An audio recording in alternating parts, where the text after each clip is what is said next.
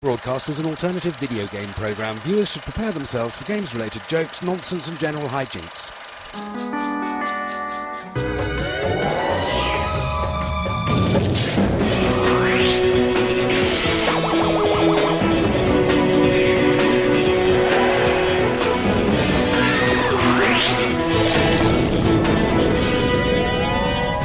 From the alternative world of video games today, an encounter with the Borg in Las Vegas.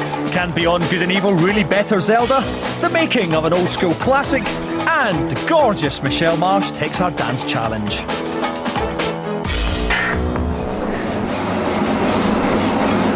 Hello viewers! I do love working out. When you get to my age, you see, it's very important to treat your body like a temple. Otherwise, how else are people supposed to worship in it? Got another one of your letters here. This is from Delroy Donaldson from Bristol. Dear When Games Attack, I think that all games are best. Everybody else in the world thinks I'm an idiot. Who's right? Well, I'm afraid the rest of the world is right in this case, Delroy. 2 words: hungry Horace. What you've done, unfortunately, is fall into one of those traps of trying to be a little bit too cool. Please stop now before you start liking bands like Gay Dad and Mudhoney. These days, Hollywood are planning big screen versions of everything from Grand Theft Auto to Half-Life, so we thought it wise to strike a cautionary note with our top 5 list of video games that should never, ever be made into movies.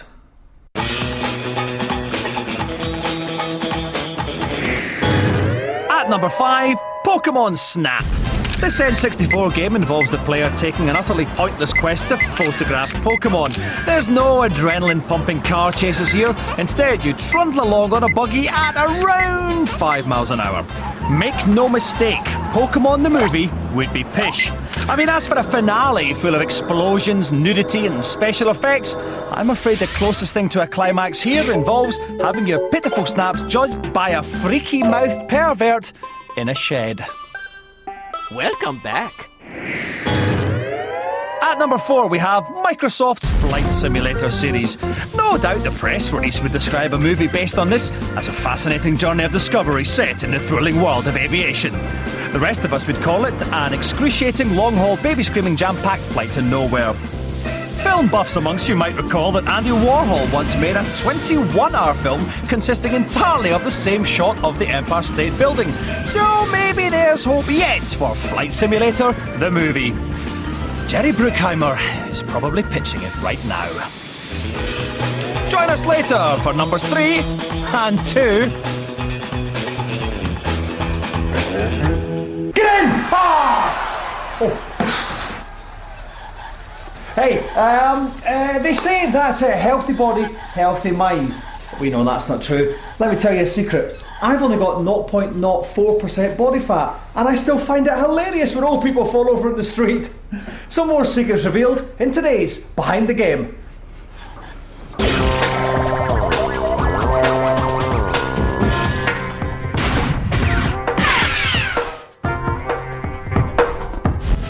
...1987 was a great year for heroes. RoboCop was kicking cinematic ass, while Capcom came up with a game that featured more men than a Frisco bathhouse, Mega Man. I am Inafune from Capcom. I've been working on the Mega Man series since I joined Capcom. As a game creator, it's given me so much confidence, and I learned a lot from it. Mega Man is the most important title in my career, and the first Mega Man means even more to me.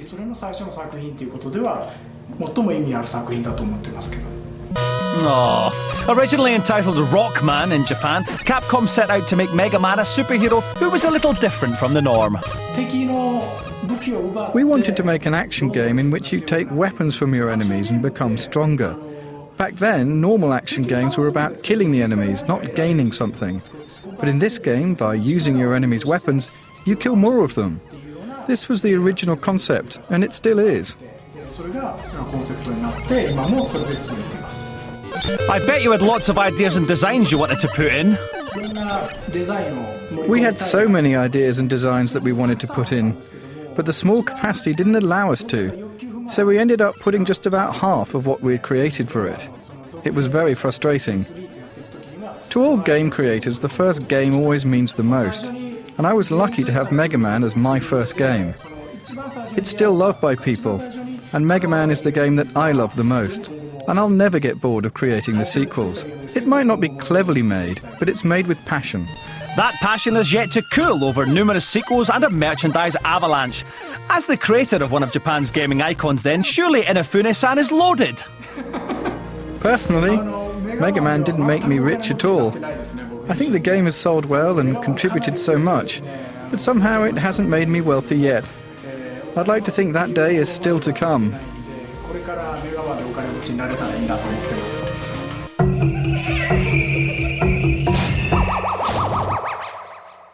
We trawl through tabloids and men's lifestyle mags in search of the hottest ladies to stage our very own Top Totty dance-off. Marsh, Pinder, Pearson, Hicks and Downs. Held over the series, 5 gorgeous girls battle it out to see who has the moves to match their curves. Our look at the table shows little Kaylee Pearson ahead by a country mile with nearly 2 million points. Behind her, Katie Downs is racked at 303,000 and change, and Joe Hicks a bit less.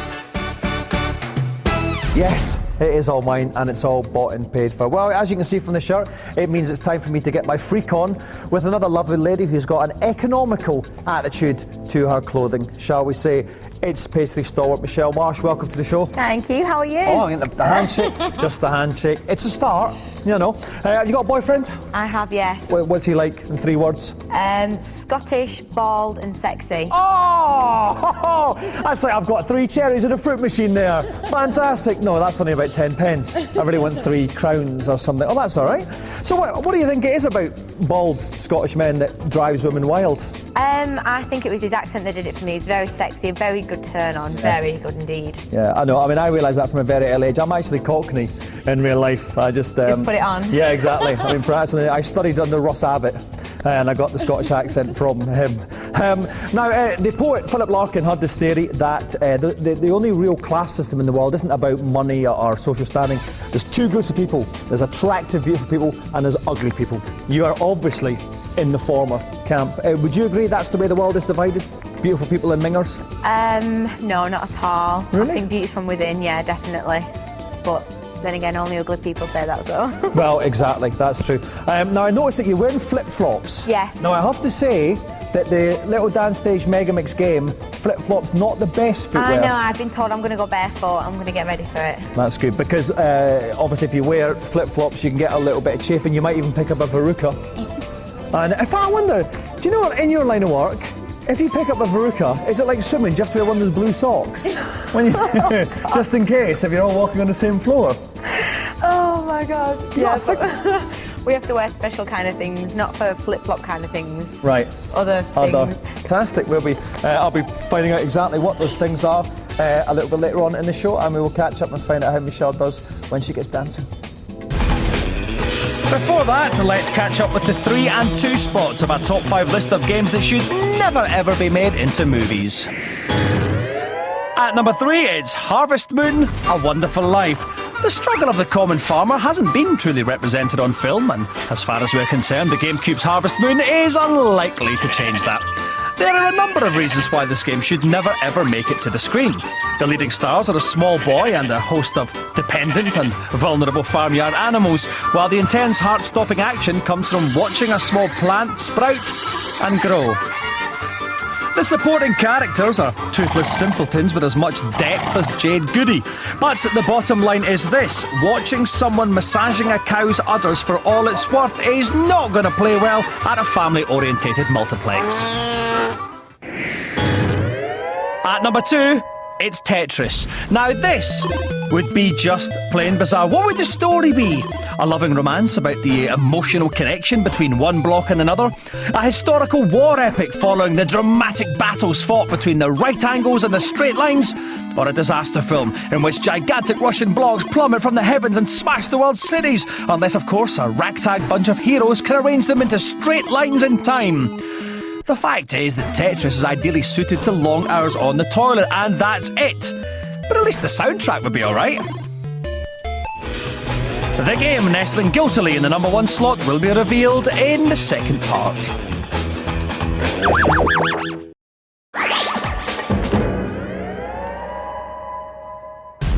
Coming up in the alternative video game show, I slip into something comfortable to meet the Borg, Zelda goes head-to-head with Beyond Good and Evil, and the #1 game that should never be made into a movie. But first, it's over to Steve Morgan for our celebrity challenge as Michelle Mars tries to avoid putting out her own eyes. Yes, thank you, Dominic. And it is Michelle now who adopts a barefooted approach to the dance challenge. And she should be very careful, actually, because I was on there earlier, barefooted, and she may pick up a verruca, as well as a couple of other nasty things as well. But she needs to put together a few combos and not just stand there with her hands together. She actually needs to dance. After all, this segment of the show is called the Dance Challenge and not the Stand There and Look Stupid Challenge, although I've got a feeling that may be what we may have to recall it after this. A performance by Michelle, who's just making up moves as she goes along. Look at that, I don't know what she's doing here right now, but oh my word, she's getting a few boos there and it doesn't seem to bother her. Oh, it's just gone dark. But she needs to see the light if she's going to salvage anything out of this whatsoever. Michelle, start dancing! Too late. Oh my God! I thought at one stage I was going to have to come in and rescue you there. You were floundering us slightly there, Michelle. It was all going a bit... Well, I'm a free spirit, you see. I like to do my own thing. I don't like being told what to do, so that's my explanation. Yeah, I liked that at one stage you were with it, weren't you? There was a lot of movement. It was nothing to do with the game, but I know, it was just having fun. it was almost like some art installation. I know, I think I was just drunk again. Nice excuse. I mean, how did you find it? It's quite a tricky wee thing It's really hard to do. It's really hard. Yeah. Is there anything at all, any challenge you've had that compares to that in your life? Anything that's as difficult as that? No, not really. No. That's flabbergasted me completely.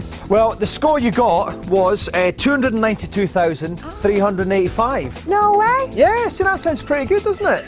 Until you look at our league table, you see. And the good news is you're not bottom. Oh, who's bottom? See? No, she's on the bottom, where I like her to be. And in fact, then you're just behind Katie Downs. Okay. Katie's in fact just on top of you. Okay. Again, just better and better. But you're some way off the lead. Okay. Kaylee, 1.9 million. Compared to your 292,000, that's quite a... No. Well, let her have this one. Yeah, it gives you something to aim I'll let her for, win, you know. doesn't it? You're a very giving person. Yeah, I know. Come here. God. Okay. Anyway, join us in a couple of weeks' time for our 5th and final stage on the Special Dancing Challenge. One says black, the other says white. One says left, the other says right. They never can agree. The Xbox PlayStation people DC. I should hook their fuse to their ass. Queenie and Cousin Once again, viewers, it's time for another head-to-head. We take 2 games each with equal claim to be the best in their genre and put them head-to-head in a... What's all this about, ladies? You've bought some depleted uranium on the black market? And you're going to sell it to the highest bidder? Do you know the environmental implications could be bordering on apocalyptic? We'll talk about this later. Go and get your boxes. And let's dispose of this in a responsible manner. Today we're focusing on RPG fantasy adventures. Cuddly has rather rashly opted for Beyond Good and Evil, whereas Queenie's been far more sensible and she's plumped for Zelda the Wind Waker. Round 1. Gameplay. Wind Waker offers the usual Zelda mixture of sword fighting, puzzles, and errands. Though, as always, the quest itself involves a fair amount of wandering around. Beyond Good and Evil plays like an original blend of game genres, offering something for everyone. There is action, racing, and taxing RPG-style puzzles, which exploit the cooperation between the main characters. But which do you prefer? 57% of the 100 gamers surveyed said Zelda the Wind Waker had the better gameplay. Round 1 to Zelda. 2 rounds to go. Congratulations, Queenie! The gameplay of Zelda, a thrilling roller-coasting ride of emotion. The gameplay of Beyond Good and Evil, not. Round 2. story. Zelda the Wind Waker resurrects the well-trod story of a courageous young boy who's destined to become a hero and save a helpless princess. It's a classic tale that holds few surprises. Beyond Good and Evil's story sounds like it's taken from a Terry Pratchett novel, with an absurdity that has won favour with fans. Flying fish, a talking pig, and an Italian hologram all feature in a story about intergalactic war and TV news reporting. But which approach do you like the best? 71% of you said Beyond Good and Evil had the better story, meaning it pulls even in round 2. One more round to go. Congratulations to Cuddly then, who's drawn at level by winning the story round. Hey, you know how you did that, don't you? Because people out there are mental. Round 3. Graphics. Placing Link in a cel-shaded world was initially controversial, but The Wind Waker proved to be a visually stunning game. The cartoon land, designed with rich colours and textures, is arguably more awe-inspiring than environments built with normal polygons. With Beyond Good and Evil, the artists have shown real visual flair. As well as building solid character animation and dazzling lighting effects, they've ditched FMV and rendered each cutscene with their standard gameplay graphics. But which game looks the best for you?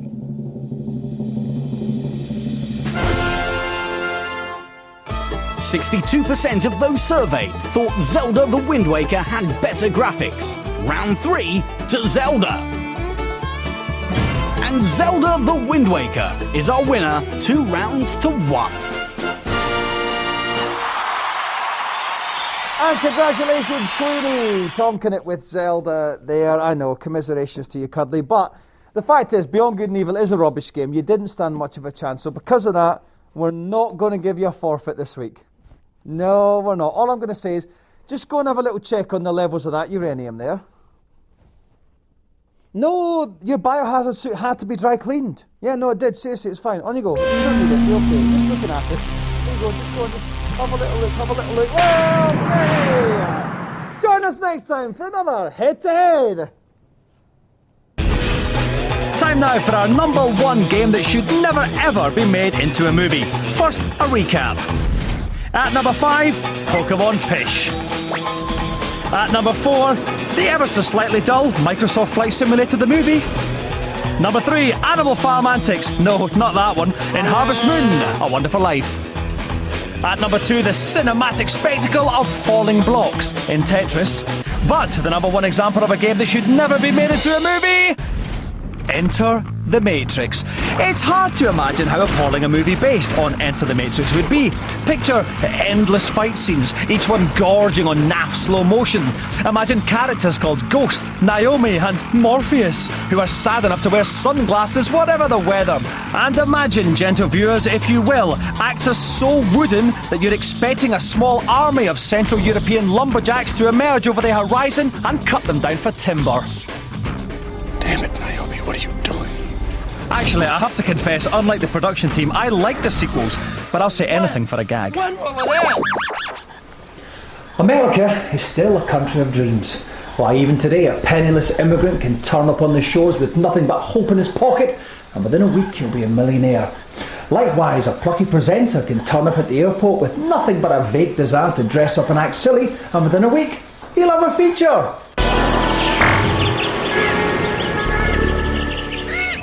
It's a little known fact that the whole of American space exploration is funded entirely from the proceeds of slot machines.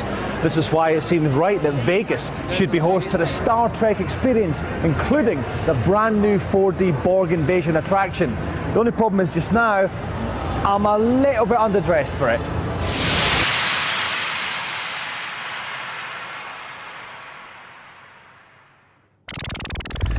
Feeling considerably more feminine, I took my rightful place as one of the 24th century's most envied fashion icons. Check that ass out. I'm Lieutenant Stevens, and I'd like to extend an official thank you for joining us here at Copernicus. You have all been selected to take part in Project Resistance. And, Doctor, please respond. What is it? I'm preparing the test subjects. We're picking up an unidentified unidentified vessel approaching the station at high warp. I've been warning Starfleet for ages that the Borg were getting ready to attack, and in 4D too. Did they listen? Did they hell? More about the approaching vessel. Oh no. The Borg. See? That's exactly what I was telling them was going to happen!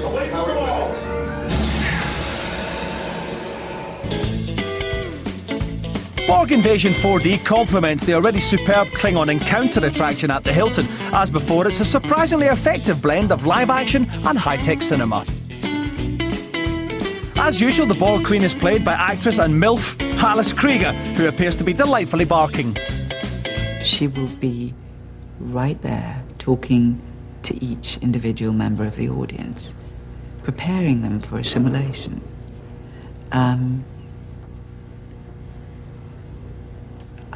I hope that it will be an unnerving experience. You're scaring me.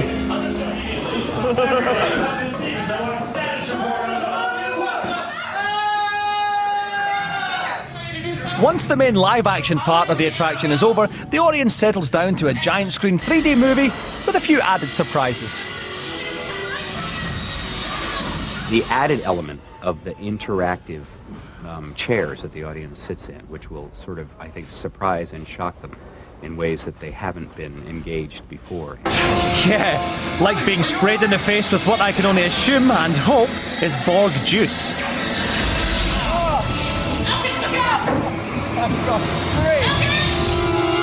It helps if you imagine this next bit in 3D. I really fancy it.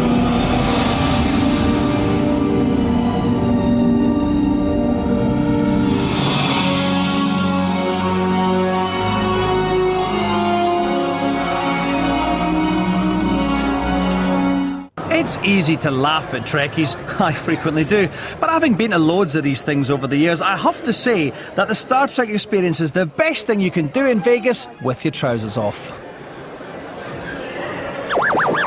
Oh, you're loving this, baby, aren't you? You're checking me out. Oh yeah, these are for you, babe, these are for you. That's it for When Games Attack for today. I'm off to bench press 240 kilowatts. See you next time. Oh, you're loving this. What do you mean you're not a real woman?